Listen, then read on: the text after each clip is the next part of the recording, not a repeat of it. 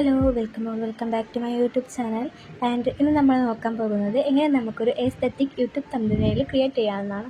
ഞാനിവിടെ YouTube thumbnail ഉണ്ടാക്കാൻ വേണ്ടി യൂസ് ചെയ്യുന്ന ആപ്സ് ഇൻഷോട്ട് ആൻഡ് പിക്സാർട്ടാണ്. ഇൻഷോട്ടാണ് കൂടുതലും യൂസ് ചെയ്യുന്നത്. ആൻഡ് പിക്സാർട്ടിൽ നമുക്കൊരു കൊളാഷ് ഉണ്ടാക്കാൻ മാത്രമാണ് യൂസ് ചെയ്യുന്നത്. ബാക്കിയെല്ലാം ഇൻഷോട്ടിലാണ് ചെയ്യുന്നത്. ഞാനിവിടെ തംബ്നെയിൽ എങ്ങനെ ഉണ്ടാക്കുന്നതെന്ന് കാണിച്ചു തരാൻ വേണ്ടി പിൻട്രസ്റ്റിൽ നിന്ന് കുറച്ച് പിക്സ് ഡൗൺലോഡ് ചെയ്തെടുത്തിട്ടുണ്ട്.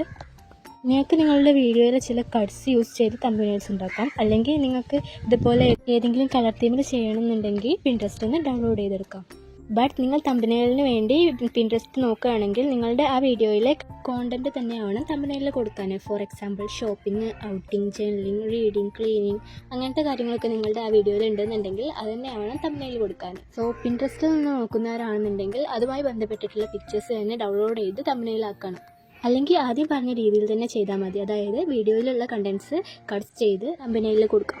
അതായിരിക്കും കൂടുതൽ നന്നാവുക. ബിക്കോസ് നമ്മളുടെ വീഡിയോയിൽ ഒറിജിനൽ കട്ട്സ് തന്നെയല്ലേ കൊടുക്കുക. അതുകൊണ്ട് അതൊന്നും കൂടി ബെറ്റർ ആയിരിക്കും. സോ വീഡിയോയിലേക്ക് പോകുന്നതിന് മുന്നേ നിങ്ങൾ ഈ ചാനൽ സബ്സ്ക്രൈബ് ചെയ്തിട്ടില്ലെങ്കിൽ please subscribe my channel. So വീഡിയോയിലോട്ട് കിടക്കാം. ആദ്യം പിക്സാർട്ട് ഓപ്പൺ ചെയ്ത് മേക്ക് എ കൊളാഷ് എന്ന ഓപ്ഷനിൽ ക്ലിക്ക് ചെയ്യുക. എന്നിട്ട് നിങ്ങൾക്ക് വേണ്ട പിക്സ് സെലക്ട് ചെയ്ത് ഏത് രീതിയിലാണ് കൊളാഷ് ചെയ്യേണ്ടതെന്ന് സെലക്ട് ചെയ്യുക. എന്നിട്ട് ഈ കൊളാഷിന് ചെറുതായിട്ടൊരു ബോർഡർ കൊടുക്കുക. യൂട്യൂബ് തംബ്നെയിലിൻ്റെ റേഷ്യോ എന്ന് പറയുന്നത് 16:9 ആണ്. എന്നിട്ട് 16:9 എന്ന് പറഞ്ഞ റേഷ്യോയിലുള്ള ഫ്രെയിം സെലക്ട് ചെയ്യുക. പിക്സാർട്ടിൽ ഇത്ര ചെയ്യാനുള്ളൂ. ഇനി ഇത് സേവ് ചെയ്യുക. അതിനുശേഷം ഇൻഷൂട്ട് ഓപ്പൺ ചെയ്ത് ഫോട്ടോ എഡിറ്റ്സിൽ കയറി നമ്മൾ സേവ് ചെയ്തിട്ടുള്ള ഇമേജ് ക്ലിക്ക് ചെയ്യുക. എന്നിട്ട് ഇതുപോലെ ഫുഡിൻ്റെയോ അല്ലെങ്കിൽ വീഡിയോയിലുള്ള വേറെ എന്തിൻ്റെയോ ഫോട്ടോകൾ സ്റ്റിക്കറായിട്ട് കൊടുക്കണമെന്നുണ്ടെങ്കിൽ സ്റ്റിക്കർ എന്ന് പറഞ്ഞ ഓപ്ഷൻ എടുത്തിട്ട് ബാക്ക്ഗ്രൗണ്ട് റിമൂവറിൽ ക്ലിക്ക് ചെയ്യുക. എന്നിട്ട് സ്റ്റിക്കർ ആക്കേണ്ട ഇമേജ് സെലക്ട് ചെയ്ത് കൊടുക്കുക. ബാക്ക്ഗ്രൗണ്ട് റിമൂവ് ചെയ്യുമ്പോൾ ഇതുപോലെ എന്തെങ്കിലും പ്രശ്നം ഉണ്ടെന്നുണ്ടെങ്കിൽ, അതായത് വേണ്ടാത്ത ഏതെങ്കിലും ഭാഗം ഓവറായിട്ട് കിടക്കുന്നുണ്ടെന്നുണ്ടെങ്കിൽ അത് എറേസ് ചെയ്യാനും വേണ്ട ഏതെങ്കിലും ഭാഗം ബ്രഷ് ഉപയോഗിച്ച് കൂട്ടിച്ചേർക്കാനും പറ്റും. എന്നിട്ട് ഈ സ്റ്റിക്കേഴ്സിന് ചെറുതായിട്ടൊന്ന് വൈറ്റ് ബോർഡർ കൊടുക്കാം. അപ്പോൾ കുറച്ചും കൂടി ബ്യൂട്ടിഫുൾ ആയിരിക്കും. ദെൻ ഇതിലേക്ക് ടെക്സ്റ്റ് ആഡ് ചെയ്ത് കൊടുക്കാം. സോ ടെക്സ്റ്റ് എന്ന ഓപ്ഷൻ ക്ലിക്ക് ചെയ്യുക. അതിലുള്ള ഈ ഒരു ഓപ്ഷൻ ക്ലിക്ക് ചെയ്താൽ ഇതുപോലെ കുറേ ഫോണ്ട്സ് കാണാൻ പറ്റും. എന്നിട്ട് നിങ്ങൾക്ക് ഇതിൽ ഇഷ്ടപ്പെട്ട ഫോണ്ട് സെലക്ട് ചെയ്തതിന് ശേഷം ഫ്രീ ഡൗൺലോഡ് എന്ന് പറഞ്ഞ ഓപ്ഷൻ ക്ലിക്ക് ഫോണ്ട് ഡൗൺലോഡ് ചെയ്തെടുത്ത് നമുക്കത് യൂസ് ചെയ്യാവുന്നതാണ്. ഞാനിവിടെ സ്റ്റിക്കറായിട്ട് എടുത്തിട്ടുള്ള ഐസ്ഡ് കോഫിൻ്റെയും ക്രോയിസാൻഡിൻ്റെയും നെയിം എഴുതി കൊടുത്ത് അത് ഷേപ്പിലാക്കി എൻ്റെ മുകളിലേക്ക് കറക്റ്റായിട്ട് വെച്ച് കൊടുക്കുന്നു.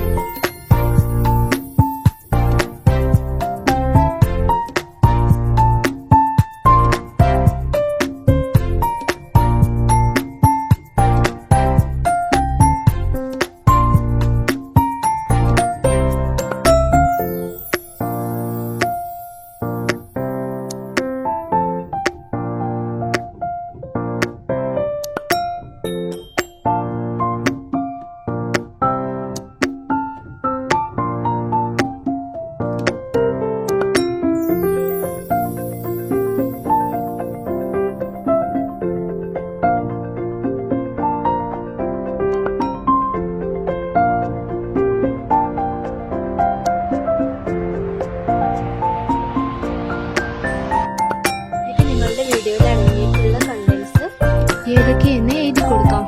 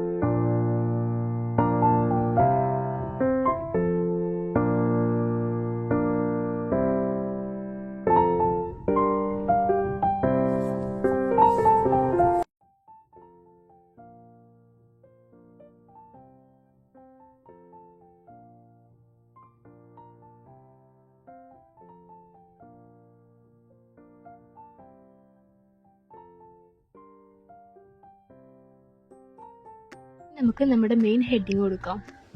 ഞാൻ ഈ ഒരു ഷേപ്പിലാണ് കൊടുത്തിട്ടുള്ളത്. നിങ്ങൾക്ക് വേണമെങ്കിൽ സ്ട്രൈറ്റ് ആയിട്ടും കൊടുക്കാം, രണ്ടും നല്ലതായിരിക്കും.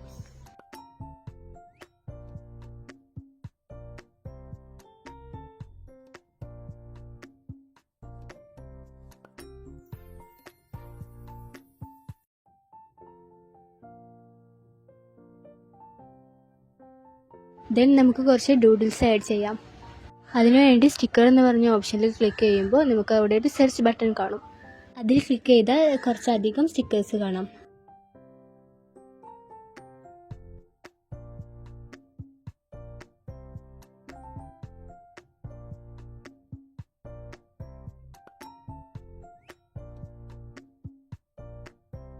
അപ്പോൾ നമ്മുടെ തമ്പനെയിൽ ഇവിടെ ക്രിയേറ്റ് ആയിട്ടുണ്ട്. ഇനി ഇത് സേവ് ചെയ്യാം. നിങ്ങൾക്ക് ഈ വീഡിയോ ഉപകാരപ്രദമായി എന്ന് ഞാൻ വിശ്വസിക്കുന്നു. സോ വീഡിയോ ഇഷ്ടപ്പെട്ടാൽ ലൈക്ക് ചെയ്യുക ആൻഡ് സബ്സ്ക്രൈബ് ചെയ്യുക. അപ്പോൾ ഞാൻ ക്രിയേറ്റ് ചെയ്തിട്ടുള്ള തമ്പനെയിൽ എങ്ങനെയുണ്ടെന്ന് കമൻറ്റ് ചെയ്യുക. ആൻഡ് അടുത്തത് എങ്ങനത്തെ വീഡിയോ വേണമെന്ന് സജസ്റ്റ് ചെയ്യുക. അപ്പോൾ ഓക്കെ, ബൈ.